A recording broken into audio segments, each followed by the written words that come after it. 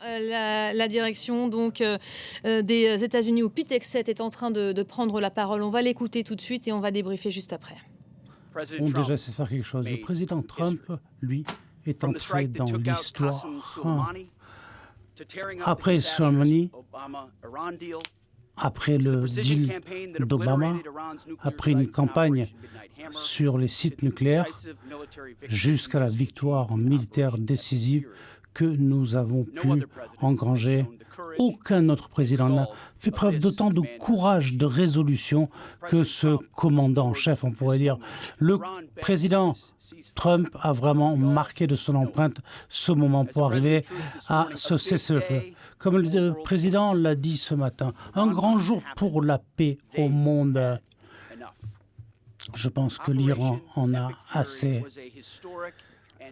Bien sûr, ça a été une victoire écrasante sur le champ de bataille. Une victoire militaire capitale, quel que soit le critère. Epic Fury a décimé énormément de forces adverses et nous protégera à l'avenir. 40 jours.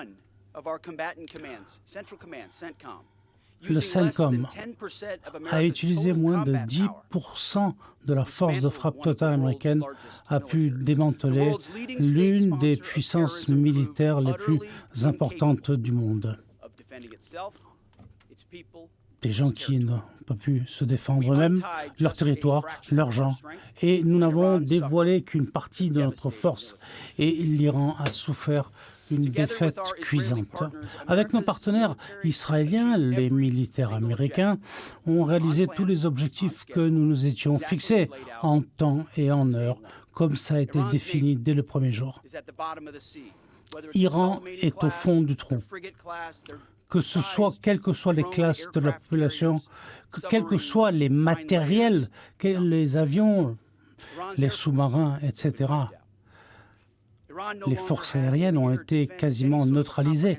Il n'y a plus non plus de système de défense antiaérienne que l'on puisse qualifier de ce nom en Iran. Leur programme de missiles est fonctionnellement détruit. Les lanceurs, les productions de fabrication, tout cela a été décimé. L'Iran a tiré des centaines et des centaines de missiles lorsqu'il y a eu ces attaques avec les drones et nos carrières. Mais ils n'y sont jamais arrivés.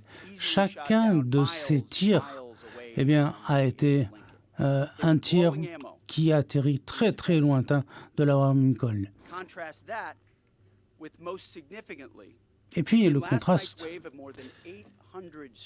plus de 800 frappes de notre côté qui nous ont permis de détruire complètement le système de défense iranien. C'est la clé de voûte de notre système militaire. Et ce qu'il leur reste enterré dans les bunkers, c'est tout ce qu'ils ont. Ils pourront toujours tirer, oui, nous le savons. Le commandement ne peut plus vraiment se coordonner avec les différents interlocuteurs. Ils ne construiront plus de missiles, de roquettes, de lanceurs ou des UAV. Leurs usines de fabrication ont été annihilées. C'est historique. Si l'Iran avait refusé nos conditions, l'objectif suivant serait été les ponts, les infrastructures pétrolières. Mais ils n'ont pas, bien évidemment, ils ne pourraient jamais défendre toutes ces infrastructures. Il leur faudrait des décennies et là, ce serait la fin définitive. Le président Trump a géré les choses de main de maître. Il a choisi de faire preuve aussi de compassion parce que l'Iran a accepté le cessez-le-feu sous la pression. Le nouveau régime a compris qu'un deal comme celui-ci était beaucoup mieux que le destin qui les attendrait. Ce nouveau régime doit s'inspirer de ce qui est arrivé à leurs prédécesseurs, à leur leadership, puisque ce leadership a été quasiment éliminé. L'ancien leader, mort. Le Council Secretary, tué. Le leader Office Chief, tué, mort aussi. Le ministre de la Défense n'est plus des nôtres. Le commandeur des forces, mort. Le chef d'état-major des armées, mort. Le ministre du renseignement, mort. Le Navy Commander, chef d'état-major de la marine, mort. Etc., etc. Je pourrais continuer encore très longtemps. Sans parler du nouveau leader qui est défiguré, sévèrement blessé. Ce régime est en dehors du temps, donc ils ont accepté le deal. Cet accord signifie qu'ils ne posséderont jamais l'arme nucléaire, ils le savent. Et d'après les conditions de l'accord, tout matériel nucléaire qu'ils auront sera éliminé. Tout ce qu'ils ne doivent pas avoir sera enlevé. Et tout cela, bien sûr, sous supervision 24 heures sur 24. Le président a été bien clair. Il n'y aura plus d'armes, il n'y aura jamais d'armes nucléaires iraniennes. D'autres présidents avant lui l'avaient dit, lui l'a fait. L'opération Epic Fury, en moins d'1 mois et demi, eh bien, ça a été une puissance de frappe et de feu absolument historique et une victoire sur le terrain historique. Pendant des semaines, bien sûr, l'Iran s'est servi des proxys pour faire le sale travail, pour ainsi dire. Ils ont touché notre ambassade avec des voitures qui avaient des bombes, mais ils pensaient faire saigner l'Amérique, ce qui a échoué. Ils ont eu leur leçon. Voilà ce qui arrive lorsque l'on nous affronte de face. Et même lorsqu'ils ont eu la chance, une fois en 40 jours, lorsqu'ils ont pu essayer de trouver nos pilotes, ils ne les ont pas trouvés. Eh bien, en 7 heures de jour, 7 heures de nuit, les 2 pilotes, l'équipage complet, a été exfiltré. Pas une seule fois, 2 fois. Donc, 2 jours, une traversée à travers la totalité du pays avec les bots sur le terrain. Un raid à minuit qui a traversé tout droit le pays. Même chose, les bots sur le terrain. 0 blessés, victimes américains. L'Iran a été humilié, démoralisé. Nous contrôlons, ce ne sont pas eux qui contrôlent.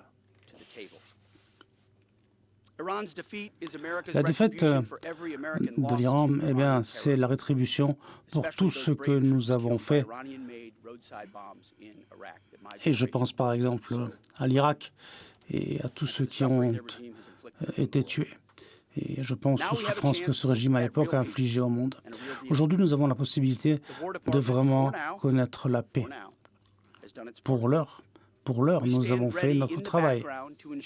Bien sûr, nous sommes là pour veiller à ce que l'Iran applique les conditions, et comme tout le monde le sait, personne ne sait mieux faire un bon deal que le président Trump. Epic Fury, encore une fois, pour cette opération, félicitations, bravo pour votre courage et pour avoir montré au monde de quoi l'Amérique est capable. Je suis fier de vous. Nous sommes fiers de vous. Le président est fier de vous. Bon travail. Mais restez en veille. Aux familles de ceux qui sont tombés, eh bien, je dis merci pour le sacrifice que vous avez apporté. Et merci aussi aux alliés qui nous ont quand même soutenus sur le champ de combat. Et cela nous a permis et leur a permis de tirer des leçons. Nos troupes, nos combattants américains méritent la récompense pour cela, avec des dizaines de milliers de frappes qui ont été réalisées, une opération d'une ampleur rarement vue.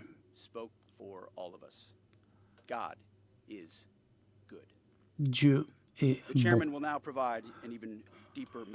Le président va vous donner plus de détails militaires sur la réussite de l'opération. Bonjour, Monsieur Exek, et bonjour, mesdames et messieurs. Tout d'abord, je range un hommage à ces 13 militaires américains qui se sont sacrifiés au cours de cette opération.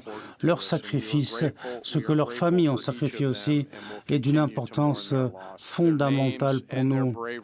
Leur nom, leur courage ne seront jamais oubliés. Le 21 février, le président des États-Unis a lancé l'opération Epic Fury, avec bien évidemment 3 objectifs militaires: détruire les missiles balistiques de l'Iran, détruire la Navy et détruire des bases industrielles afin de s'assurer que l'Iran ne puisse plus reconstituer les ressources nécessaires. En 38 jours, eh bien, nous avons pu réaliser les objectifs définis par le président.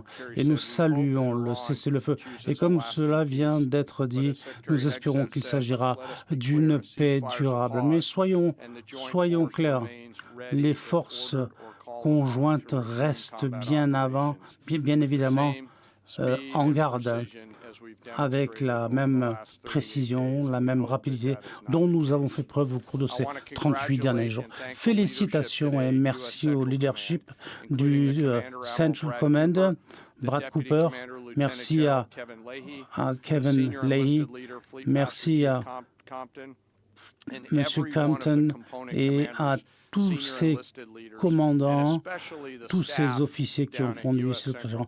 Et merci à toutes les équipes qui ont fait ce travail dont on ne parle pas, mais c'est eux qui ont permis bien évidemment de mener à bien cette opération. J'aimerais également souligner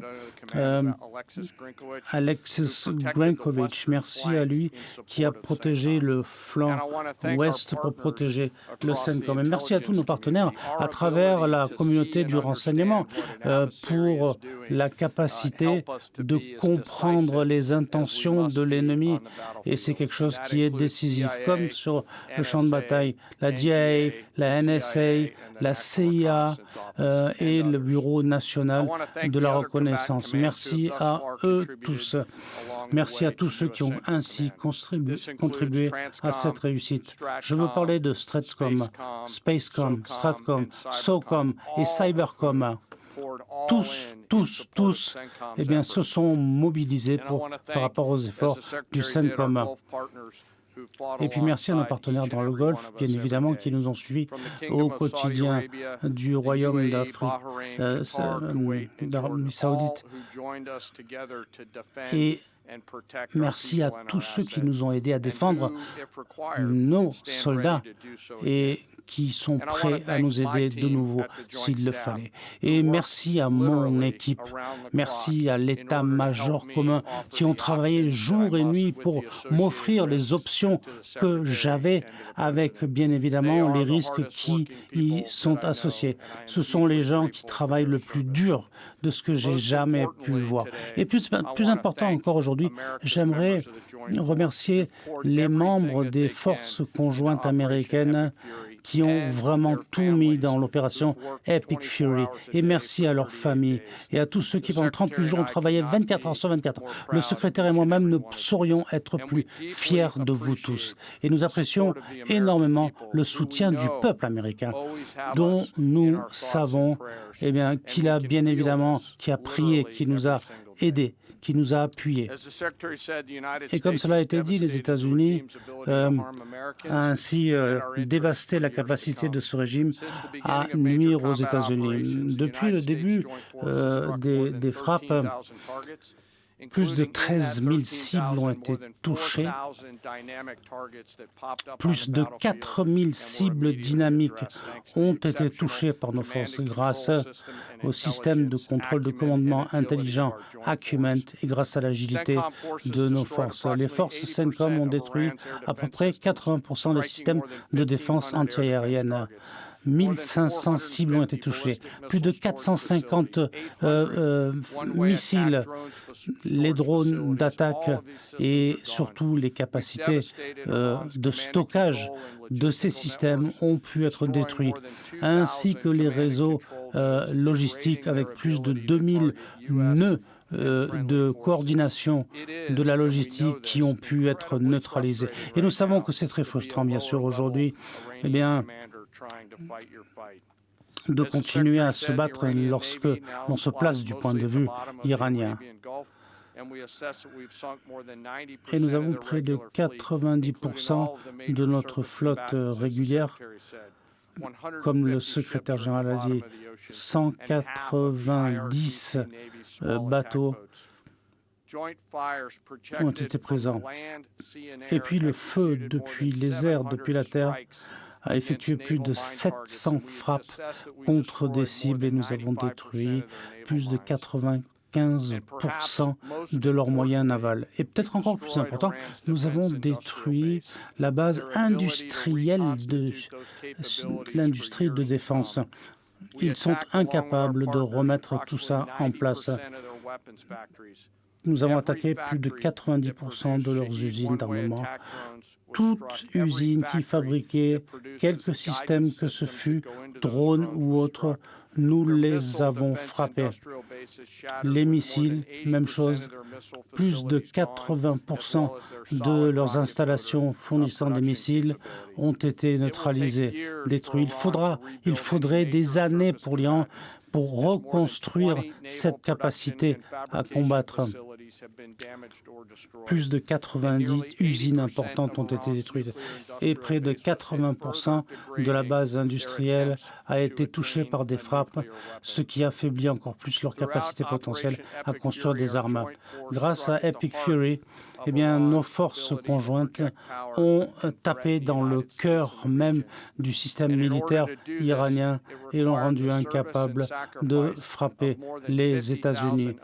Bien sûr, 50 000 combattants américains, EUCOM, CENTCOM, STATECOM, tous ont participé. Plus de 10 000 missions ont été effectuées, y compris 62 frappes, 18 impliquant des vols depuis les États-Unis pour aller bombarder des cibles militaires sur place. Et chacune de ces missions a duré plus de 30 heures et nous avons fait cela 18 fois. Il n'y a aucune force militaire dans le monde capable de ça.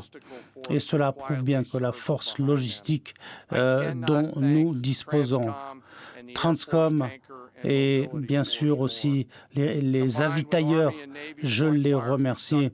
Et avec le feu conjoint de la marine et avec nos partenaires dans le Golfe, nous avons intercepté plus de 700 missiles balistiques et drones pour défendre la population civile, nous défendre nos partenaires. Et nous restons prêts à continuer de nous défendre si le besoin s'en faisait ressentir.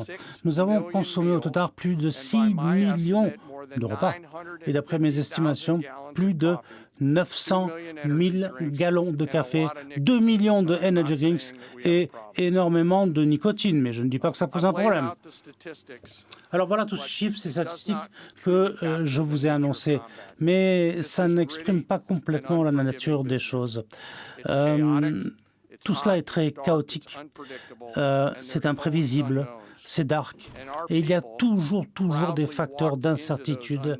Et bien évidemment, nos soldats se sont rendus dans ces régions que nous ne connaissions pas forcément toujours sur le bout des doigts.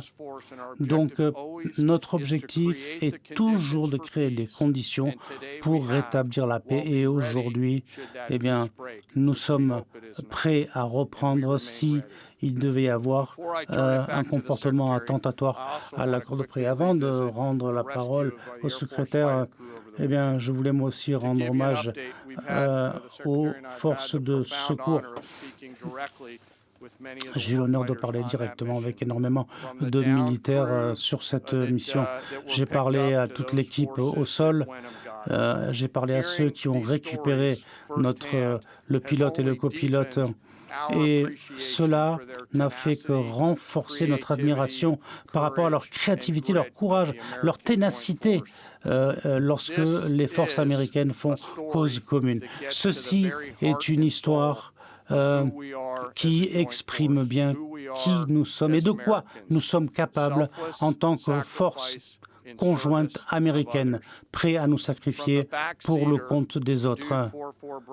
Et cela vaut pour tout le monde.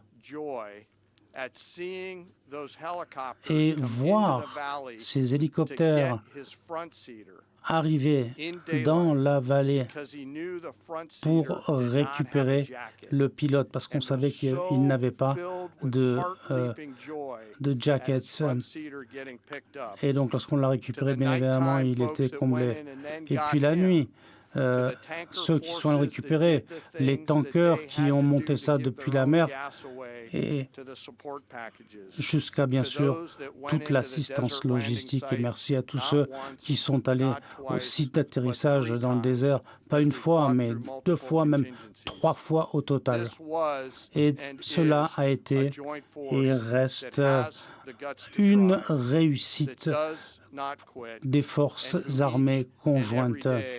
Et cela a été fait par des gens qui, tous les jours, font ce que nous devons faire si nous voulons gagner.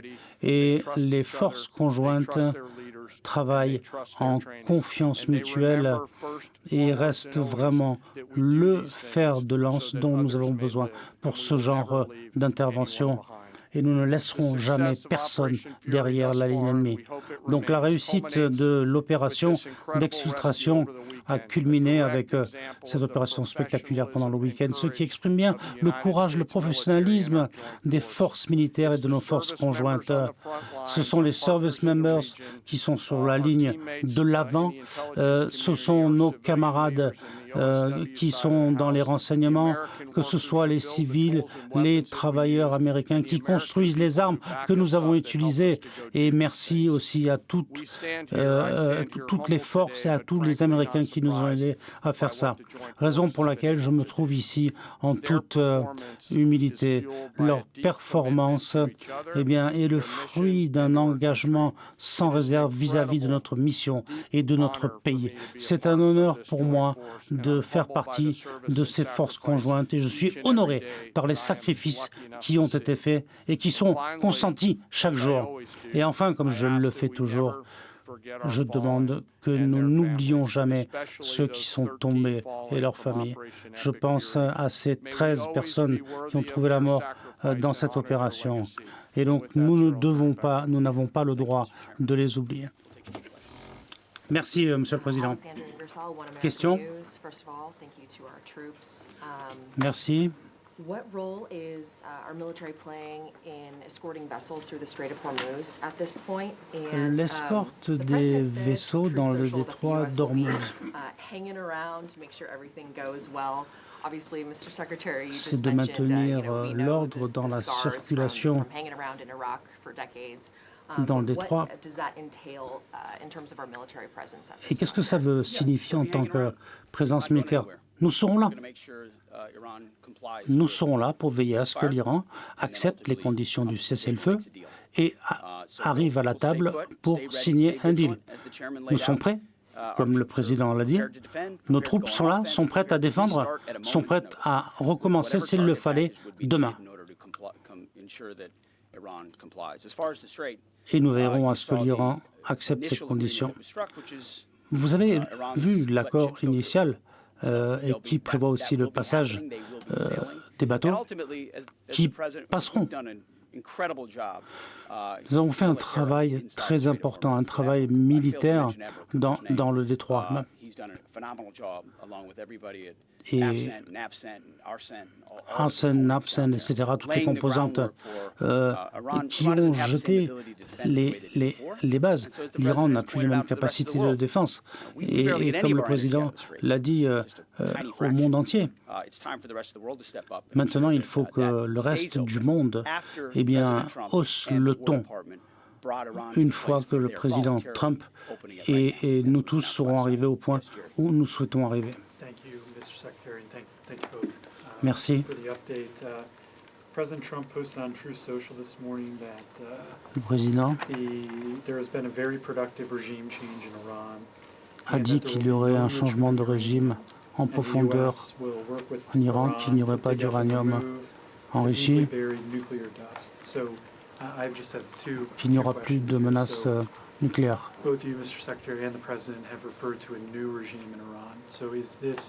Vous n'avez pas fait référence à un nouveau régime en Iran.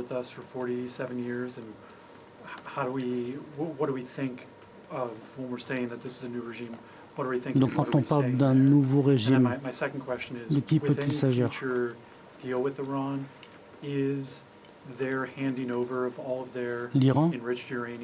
va donc remettre l'uranium enrichi et il n'y en aura vraisemblablement plus beaucoup à l'avenir. Mais non. Nous supervisons, nous surveillons, nous savons exactement ce qu'ils ont aujourd'hui, ils savent que nous savons et ils nous donneront ce matériau, cet uranium, ou alors on interviendra nous-mêmes, comme on l'a fait avec Midnight Hammer. Mais ce qui est clair, et ce que le nouveau régime iranien sait, c'est qu'ils n'auront jamais de capacité d'armes nucléaires. Le nouveau régime, vous avez entendu la liste que j'ai lue tout à l'heure, oui, de nouveaux visages qui ont vu les capacités militaires américaines et qui sont prêts à négocier avec nous, raison pour laquelle ils sont assis à la table pour négocier ce cessez-le-feu pour que les frappes s'arrêtent. Le régime a changé, oui. L'interaction avec les États-Unis n'est plus du tout la même. Merci, Monsieur le secrétaire. Mr. Secretary and General Kane. Mary Margaret with the Daily Wire. 2 questions. 2 questions. Iran has said that safe passage through the Strait of Hormuz will be possible. Le passage donc du détroit sera possible en combinaison avec une surveillance de bâtiments armés. At what point are we beyond a grace period? Are we giving them a grace period? Est-ce qu'ils ont une période de grâce, un délai pour mettre en place tout ce qui fait partie de l'accord? L'Iran et d'autres vont dire des tas de choses. Voilà. Et ils vont continuer à dire oui, le détroit est ouvert et le commerce peut reprendre. Vous avez vu la réaction des marchés d'ailleurs ce matin.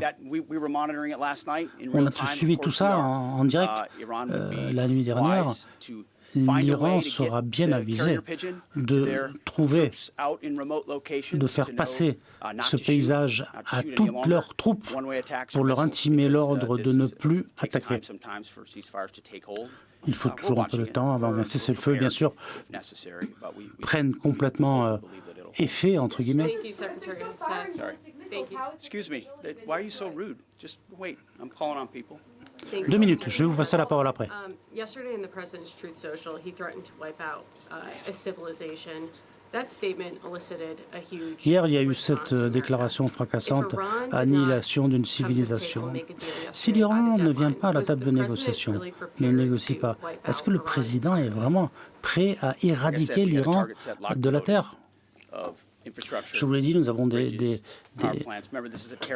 objectifs, des ponts, des infrastructures. C'est un régime terroriste.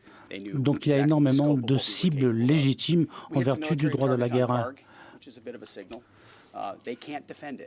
Et ils ne peuvent plus défendre ces objectifs. Donc ils savent qu'à l'avenir, ils n'auront plus la capacité de fabriquer des armes. Et c'est parce qu'ils le savaient qu'ils sont venus à la table de négociation. Sinon, votre capacité à exporter de l'énergie vous sera tout simplement enlevée, retirée. Et c'est ce genre de menace qui les a incités à s'asseoir à la table des négociations. Bonjour, America's Voice. Le cessez-le-feu. Quand on voit que l'Iran repositionne des systèmes de défense anti-aérienne, qu'est-ce qu'il faut en penser? Avons-nous un modèle spécifique avec nos F-15 contre ces espèces de concentration? Alors ça, ce sont les détails spécifiques sur lesquels nous continuons encore de travailler. Et bien évidemment, il y a un processus de débriefing avec énormément de protagonistes et bien évidemment nos gens iront sur place et verront quelles sont les leçons tactiques que nous pouvons en tirer. Je l'ai mentionné lors d'une conférence de presse précédente, lorsqu'il y a des pertes, nous faisons toujours un débriefing pour apprendre. Ensuite, vous avez parlé des mouvements des forces iraniennes. Le CENTCOM américain continuera de surveiller cela de très près. Et il y aura tout un tas d'options de réponses en fonction de l'ampleur des opérations auxquelles nous assisterons. Et nous avons les gens sur place qui feront ce qu'on leur demandera de faire vis-à-vis des objectifs militaires. Plus l'Iran bouge, plus l'Iran déplace nos forces, plus facilement nous les toucherons si nous frappons, parce qu'on les voit, on sait où ils vont. Donc ce sont des objectifs militaires faciles à atteindre au cas où ils ne respectent pas l'accord.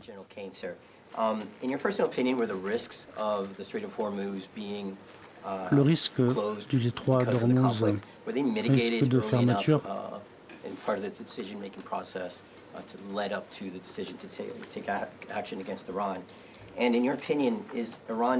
est-ce que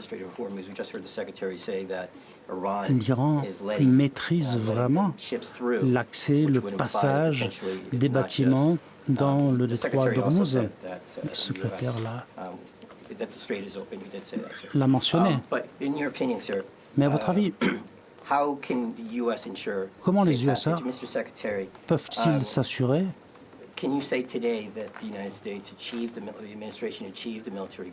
que ce sera ouvert, sans embâche, sans problème? Et stratégiquement, est-ce qu'on peut considérer cela comme une victoire, l'ouverture du détroit?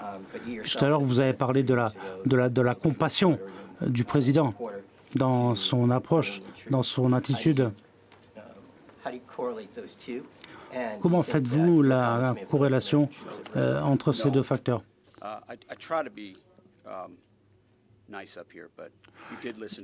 J'ai essayé d'être gentil ici, mais vous m'avez entendu. Je vous ai énuméré les objectifs qui découlent d'une victoire militaire. Et en tant que chef des forces armées, le président peut bien sûr prendre des décisions et peut dire, eh bien, nous allons nous en prendre à leur capacité d'exporter du pétrole. Il a fait son choix, c'est son choix, il est le président de la paix, et il a fait quelque chose de pas facile. C'est pas nous qui l'avons fait, c'est lui. Et c'est ce que le peuple américain demandait. La seule chose que nous ayons faite, c'est d'envoyer les troupes américaines là où il fallait, mais en s'attaquant uniquement à des installations militaires. Oui, cette question est très dense. J'aimerais bien vous répondre offline. Et il faut que j'y réfléchisse un petit peu, mais je vous répondrai offline. Go ahead, please. No, you've had your chance. Go ahead, sir.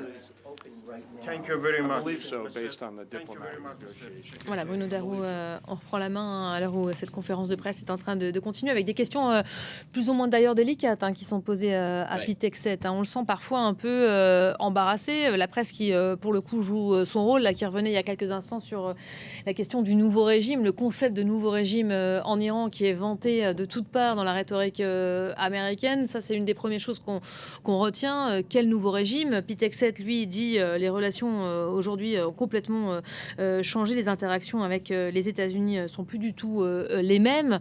Qu'est-ce qu'on doit retenir de tout ça? Évidemment, c'est un satisfecit, victoire militaire décisive. Ça, ce sont les mots d'emblée employés. L'Iran a réclamé ce cessez-le-feu. En gros, ils sont venus à nous.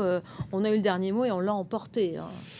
Oui, disons que Pete Hegseth, notamment, effectue ce qu'on appelle l'ACOM, le service après-vente, pour expliquer que jamais les États-Unis n'ont remporté une victoire militaire aussi importante, ou presque.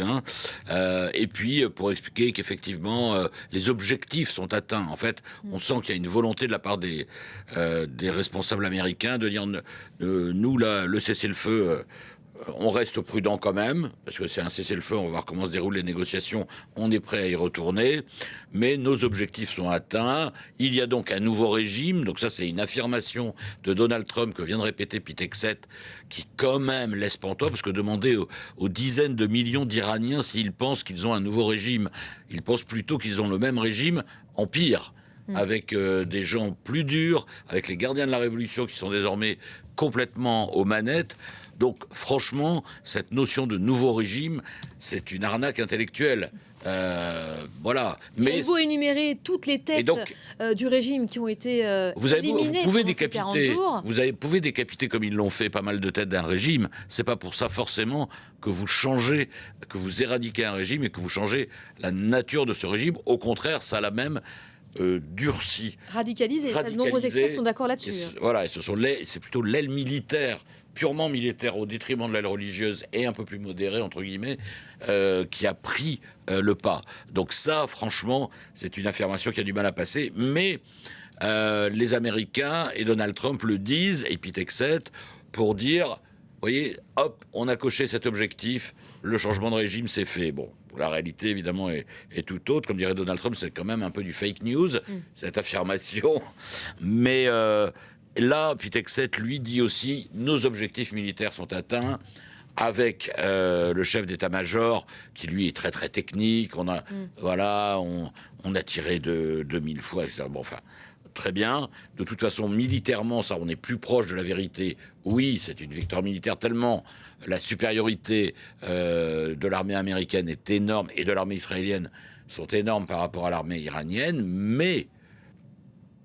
on l'a vu dans d'autres conflits, c'est pas parce qu'on a une force supérieure en matériel, etc., gigantesque, qu'on remporte forcément la victoire finale. Parce que l'histoire n'est peut-être pas terminée, vous voyez. Comme il n'y a pas vraiment de stratégie claire de la part du président américain, oui, certains objectifs ont été atteints. On ne sait pas exactement les missiles... On ne sait pas exactement les missiles, quel est l'état du stock iranien aujourd'hui, puisqu'on sait qu'il y a beaucoup de missiles qui sont cachés très profondément, qu'il y a quasiment des villes souterraines en Iran. Trump a dit ce matin au réveil, les Iraniens vont aller les chercher, on va aller les chercher ensemble. Oui. Là aussi, ça reste encore très flou. Tout cela reste très flou. Le fait, comme dit Pete Hegseth, donc objectif politique, si on suit le narratif américain, objectif politique atteint, le changement de régime. Objectif militaire atteint, les Iraniens sont dans les choux, si vous me passez l'expression. Ça, c'est à peu près vrai, mais dans quelle grandeur, on ne sait pas exactement. Objectif sur le nucléaire atteint. Vous avez entendu Pete Hegseth qui dit... plus jamais les Iraniens n'auront la possibilité d'avoir l'arme nucléaire et ils vont nous rendre l'uranium enrichi. Les Iraniens n'en ont absolument pas parlé dans les 10 points qu'ils ont présentés. Et de sources iraniennes, nous, on nous indiquait que l'uranium enrichi, non, c'est pas question que ça revienne aux États-Unis. Les Iraniens réclament des réparations. Ils veulent que les Américains payent les réparations. Donc, voilà, là, on a le narratif américain et on sent au fond que Donald Trump, avec cette offre de dernière minute quand même du médiateur pakistanais, s'en est sorti un peu ric-rac, quoi. Et il y a c'est le feu, les négociations qui vont commencer vendredi. Mais il ne faut pas se dire que le conflit est terminé. Non, tout ça reste, on l'aura bien compris, très précaire, très fragile. On est qu'au début de quelque chose et quand même ça part sur la base de narratifs totalement opposés, parce qu'on a eu Téhéran tout à l'heure, ce qui est dit à Washington, ce qui est dit à Téhéran, c'est pas du tout la même chose. Et il y a aussi, j'aimerais qu'on en parle, ce qui se joue au Liban aujourd'hui. Là, il y a les Iraniens qui sont en train de dire ce qui est en train de se passer au Liban, ça pourrait compliquer les choses, parce que le Liban est censé être inclus dans ce cessez-le-feu régional qui a été donc conclu, sauf que très vite les Israéliens ont dit absolument pas question, nous on va poursuivre notre guerre, la guerre continue. Et d'ailleurs on était avec Serge Berberi qui est notre correspondant correspondant Ouais. à Beyrouth, depuis son abri, parce qu'en fait, l'armée israélienne a pilonné très intensément aujourd'hui, Israël qui a mené sa plus grande frappe coordonnée contre le Hezbollah depuis le 28 février. Donc au moment où l'on se parle, là, les Libanais sont en train de vivre des heures particulièrement difficiles et vous voyez des images en direct de Beyrouth. Serge nous parlait tout à l'heure du nombre sûrement considérable de blessés, parce qu'on n'en est pas du tout à faire de bilan par rapport à ce qui s'est passé, mais en tout cas les autorités libanaises appellent à dégager les routes devant les ambulances. C'est dire qu'a priori il y a quand même beaucoup de dégâts au sol et beaucoup de personnes à qui il faut prêter secours.